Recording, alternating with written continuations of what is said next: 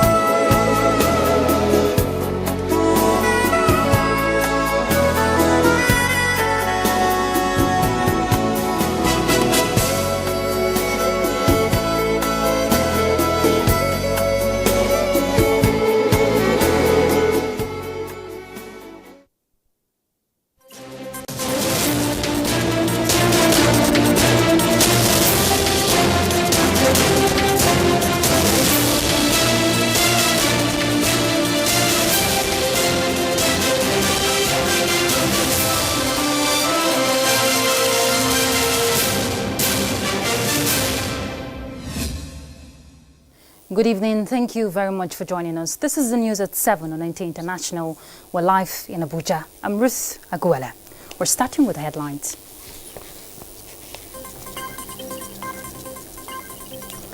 President Muhammadu Buhari inaugurates Nigerian Content Monitoring Board Tower, says it is a testimony of government's commitment to the growth of indigenous skills.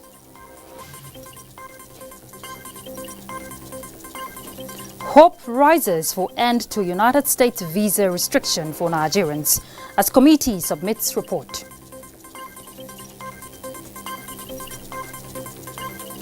Plus, Nigeria Technology Development Agency seeks more application of local technologies for educational development.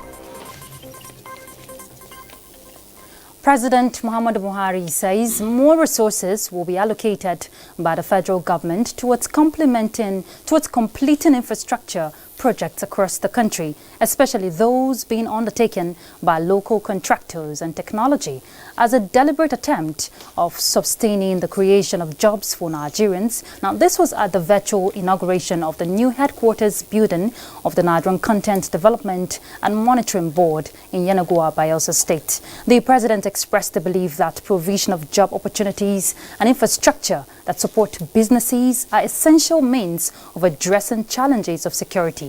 Let's hear from State House correspondent Adamu Sambo. The iconic 17-story building known as the Nigerian Content Tower, with the full complements of a 10 megawatts gas-powered power plant and 1,000-seater capacity Conference Center was inaugurated by the Minister of State for Petroleum Resources, Timothy Silva, on behalf of the President.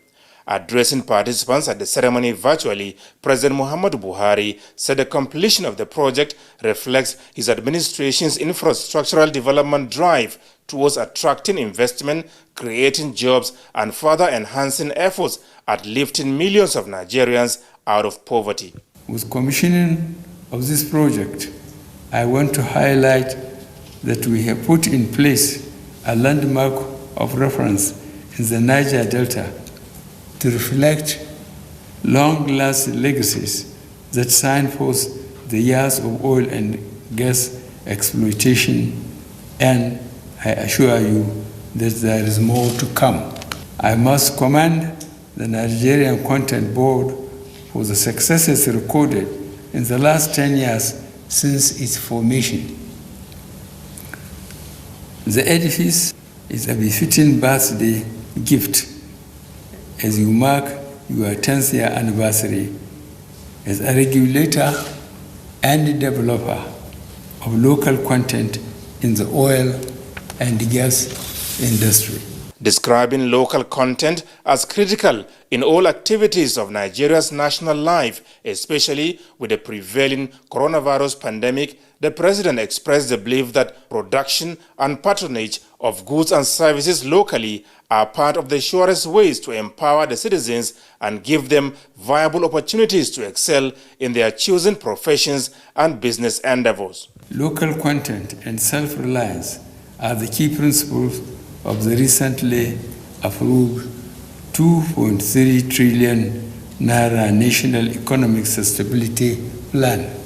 The plan is aimed at the promotion of local production, local services, local innovation, and the use of local materials. It is imperative that we must produce what we eat and produce enough of our requirements and more for export.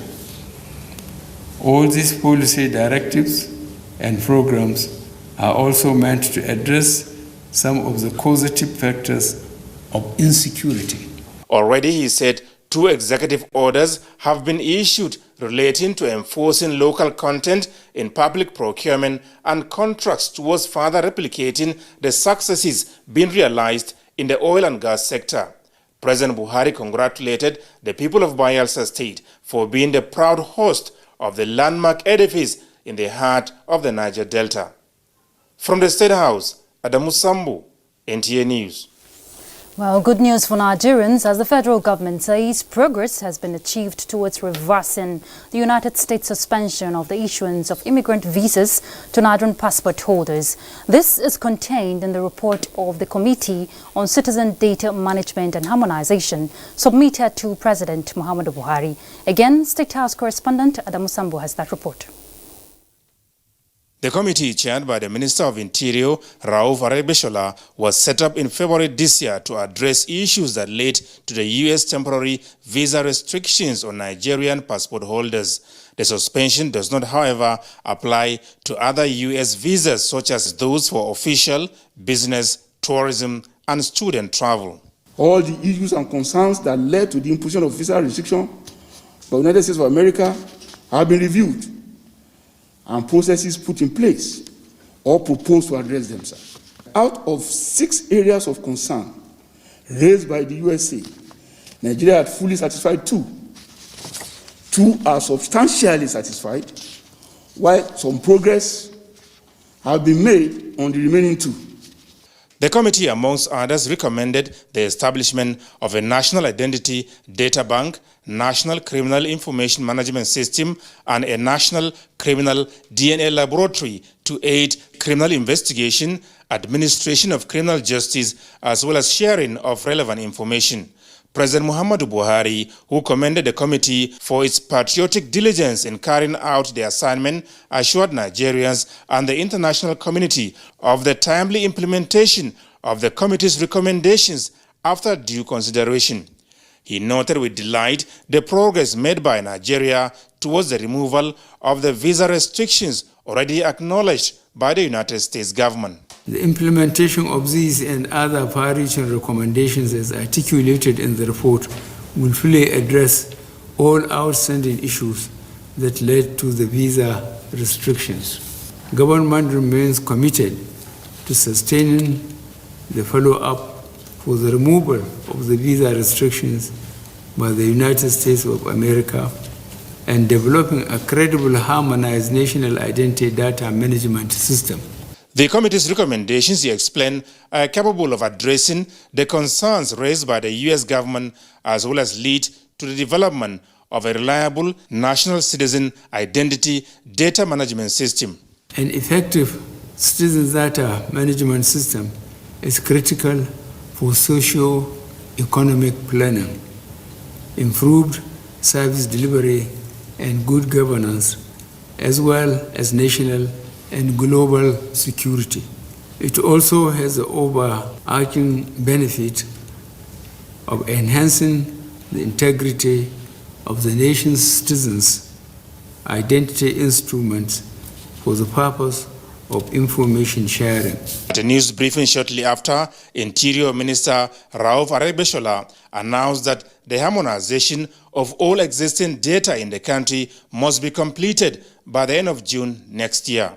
INEC should collaborate with NIMC and NOA to utilize the NIN in voters' validation exercises for upcoming elections and work towards ensuring that all eligible voters are issued NIN latest, absolutely latest, by 31st December 2022. We are now working on blockchain technology, which will ensure 100% integrity and credibility of data, which is a part of our new emerging technologies. When that is enforced in place, then the issue of data manipulation, it will never happen, inshallah. An implementation committee is soon to be constituted to further study the recommendations and develop a workable action plan in the best interest of Nigeria. From the State House, Adamu Sambu, NTA News. The ministerial task team to fashion out a robust scientific audience measurement system to guide media advertising and advertisers in Nigeria has submitted its report to the Information and Culture Minister Lai Mohammed with recommendations that are geared towards energizing the industry for a viable revenue generation. Anthony Forson has more. The 181-page report has far-reaching recommendations tied around 5 critical steps as the agenda, using television and radio as a starting point, while other media platforms will follow subsequently. Technology will also be used in setting minimum standards for all operators, as well as constituting a robust but manageable joint industry committee to ensure sustainability. Expressing satisfaction with the committee's performance, the Information and Culture Minister said he is convinced that the report will go a long way in assisting to solve audience measurement issues in the country, restating the huge revenue being lost on account of inaccurate audience measurement system. The minister said Nigeria, with its huge population, generated a paltry $309 million against South Africa, whose population is put at 1/3 of Nigeria, generated $1.3 billion in 2016 alone. Let me assure you that we will study the report and implement the recommendations, especially the 5-step agenda, with the same vigor and commitment that you have employed in putting it together. To this end, the minister assured that the immediate task will be to assemble underperforming Nigerian TV and radio advertisers and mobilize them to raise their capacity, as they have the potentials of generating an additional $400 million within 3 years. Chairman of the committee, Garba Bello Kankarofi, who expressed gratitude for the honor to serve on the committee, said with the theme unleashing real value for all stakeholders in the Nigerian content ecosystem, they were able to understand reasons for underperformance and assured that with the right policies in place, the way forward is viable. Garba Bello Kankarofi expressed optimism that with the minister's desire to energize the advertising ecosystem, all players within the chain are in for a win-win situation. In Abuja, Anthony Forson, NTA News. Reacting to the provisions for sanctions in the recently reviewed Nigeria Broadcasting Code, the Broadcasting Organizations of Nigeria, BON, is requesting a reconsideration to allow for investigations and fair hearing before punitive measures are enforced. Uche Ugochukwu reports that this is one of the recommendations at a meeting of BON Central Working Committee in Abuja. One of the issues that generated controversy is the provision against content exclusivity. While some welcome this as a way to beat monopoly of the market by few, others see this as counterproductive. There is need, as far as BON is concerned, to take a look at the provision again in order to address the likely emerging scenario. For instance, we should take a look at where the copyright holder may jack up its price, knowing that the product will be shared, thereby adding extra cost to broadcast operators. This is one among many other concerns by the industry players. BON side players in the broadcast industry, being a capital-intensive venture, are liable for breaches if some of the stipulations are not revised. The organization, therefore, called for a review of the Constitution to enable public broadcasting organizations collect radio and TV set license fees if the collection of adverts will be stopped as obtained in some international broadcast corporations. BON therefore recommends for a change and adoption of an acceptable process which will allow for judicial transparency in the sanctioning procedure. NBC, we recommend, should adopt a two-layer level of implementation and imposition of sanction like is done in APCON, which is also a regulatory body under the same Federal Ministry of Information. This is in order to ensure fair hearing. The body also called for the abolition of the payment of the 2.5% income of licensees. The amendment of the NBC Code was necessitated by the presidential directive in the wake of the 2019 general elections. Uche Ugochukwu, NTA News. Well, in a related development, the board of the National Broadcasting Commission says the only National Broadcast Code recognized in the setting of operating policies and standards for the NBC is the 6th edition of the NBC Code, launched in 2019. Elizabeth Omori reports that the chairman of the commission, Ikra Bilbis, at a media briefing asserted that any other purported review has no endorsement of the management and therefore cannot be utilized in regulating broadcasting in Nigeria. The board decried the purported review of some of the sections of the NB Code, which they say is detrimental to professionalism and the creative sector.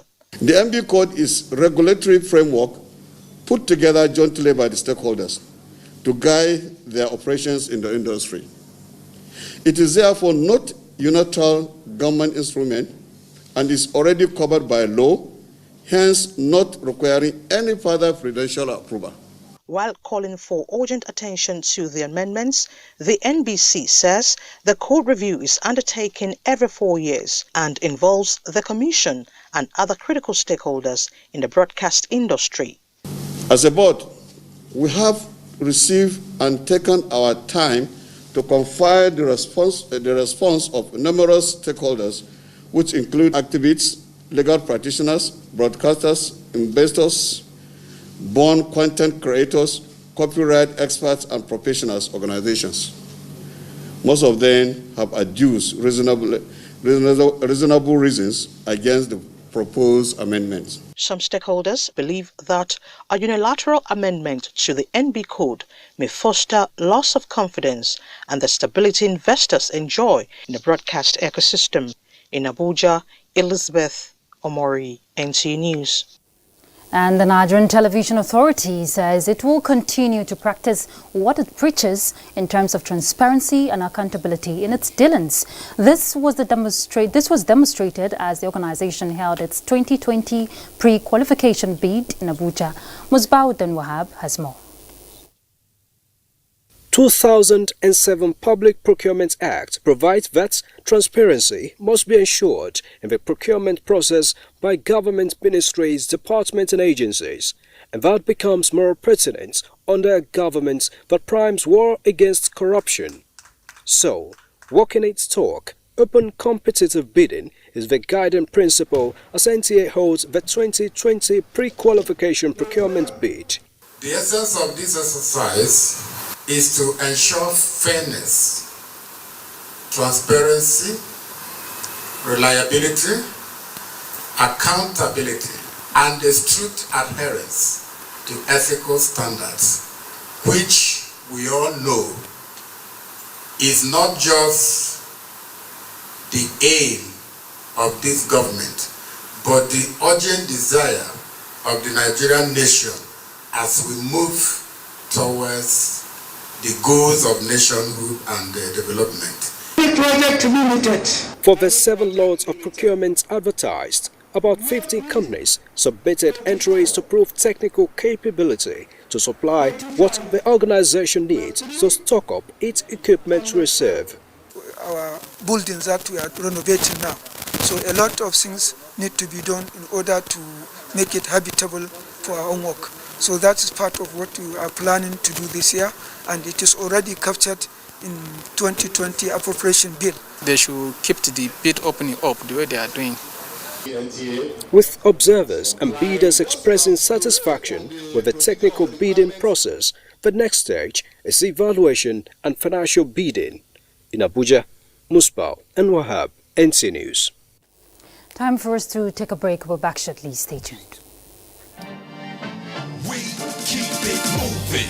We going straight to the top, like it or not. We tell them haters, this is war. Slowing down and making a stop. We waiting to drop. Do us a favor. You understand the words that are coming out of my mouth? Going straight to the top, like it or not. We tell them haters, have to see this. I'm the boss. Slowing down and making a stop. We waiting to drop. Do us a favor. We keep it moving. Thanks for staying tuned. The education sector in Nigeria will soon experience technological change through indigenous technology solutions. This was the takeaway from experts at the National Information Technology Development Agency, NITDA, meet up and hang out with stakeholders on how to promote digital literacy in the country, especially on the COVID-19. Haman Jabani has more. With the theme, leveraging indigenous technologies to enhance educational development, the webinar seeks to, among other things, build an affordable indigenous solution to address the current global learning crisis using local solutions and to encourage innovative citizens to develop a marketable product and services using emerging technologies. The Ministry of Communication and Digital Economy and the National Information Technology Development Agency are responding well by launching virtual learning platforms for citizens to spend their times meaningfully out of the classrooms. The platforms are aimed at reskilling and upscaling citizens with digital skills for post-COVID-19 world and future of workplace. Develop a sustainable model of collaboration for the adoption of indigenous technologies in our education all over the country, to provide a platform where we nurture our indigenous content, develop them, and see how they can be deployed in relevant places. Experts in the industry stress the need for the development of enduring technology hub, adaptation of homemade products across the country that are capable of making millions of youths employed in artificial intelligence, cybersecurity, cloud computing, robotic and software development. The meetup, they say, has opened the conversation and set the ball rolling. NTA News. And following that development, joining us live in the studio is the Director of Corporate Planning and Strategy, NITDA, Dr. Collins Agu. He's going to speak more on the prospect of using indigenous technology solutions for educational development in Nigeria. Thank you very much for joining us. Thank you. All right, when we say indigenous technology solutions for education, what exactly are we talking about? We all know what the COVID-19 has actually caused. There was a total disruption of over 82.5% of the learning community in the whole world. So the whole world can never be the same. So when we say indigenous technology, we actually mean technology that is actually adapted and customized for sustainability, technology that is actually created to suit our suitabilities in Nigeria, with a high level of local content, which is in line with the Executive Orders 3 and 5, that will actually help drive Nigeria from the resources-based economy to the knowledge-based economy. Okay, and we have seen the challenges posed to school learning as a result of the COVID-19. How much support is needed going to be given educational institutions? Well, NIDA, first of all, is an IT regulator for both private and public sectors. It's also an agency that supports development of information technology and also carry out advisory services. NIDA carry out a lot of intervention programs that gets to the grassroots, because we believe in NIDA, we cannot sit in the comfort of the cities to drive ICT, so we carry out interventions, in the grassroots that helps drive digital literacy, to further drive a digital economy. So we provide centers with computers. We provide connectivity to bridge, the gap in acquisition of or ownership of ICT devices. During the COVID-19, we came up with many programs. One of the programs was a program we created that involved players in the innovation ecosystem, where we invited hubs to come online and where we discussed the prospects and some of the challenges they were having with respect to the effects of the COVID-19. Now, right now, we're coming up with an intervention plan to make sure that we sustain them, for them to help drive the knowledge economy. All right, thank you very much, Dr. Collins Agu. Couldn't agree less, because digital literacy is a new norm. Thank you. All right, let's look at global update on COVID-19. 7 African countries to start testing for COVID-19 antibodies. And the United States sees highest daily death toll since May. Joyce Omotu is already standing by.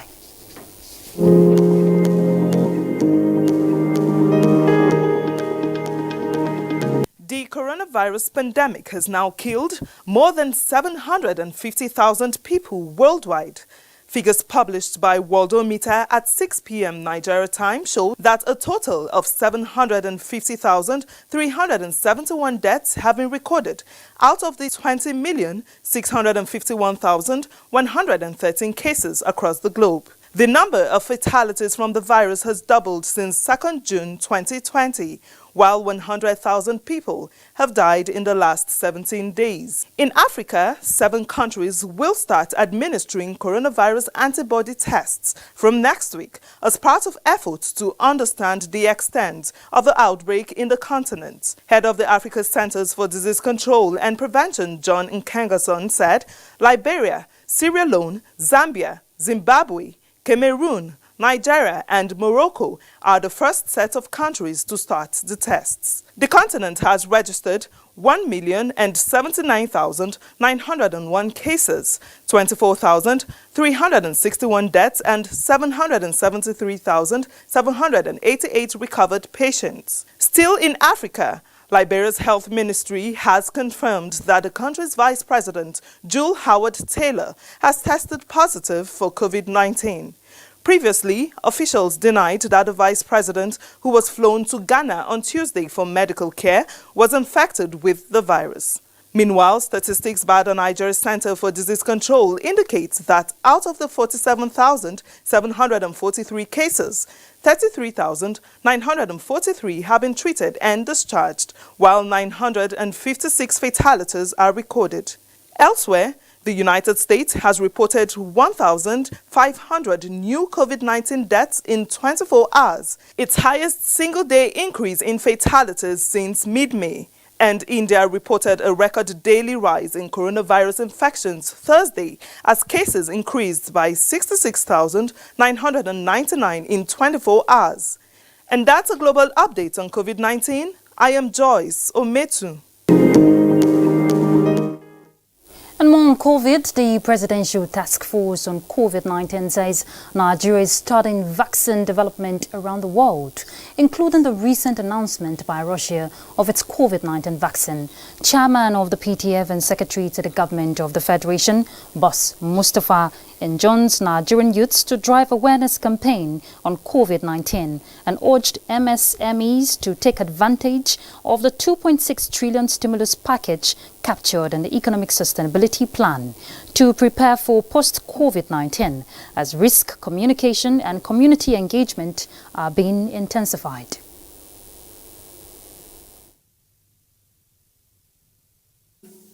Who have stepped out and are contributing to the fight against this pandemic, and implore others yet to do so to join this fight with all the necessary passion their youthful energy can bring to bear. Minister of State for Health, Dr. Olorunimbe Mamora, said more than 70% of all tests conducted so far have been in 9 states, with 25% of the tests in Lagos alone, and commended the United States for 200 ventilators donated to Nigeria. That's the news. Thank you very much for being with us. I'm Ruth Aguela, but we'll leave you with this message just before we go. Bye.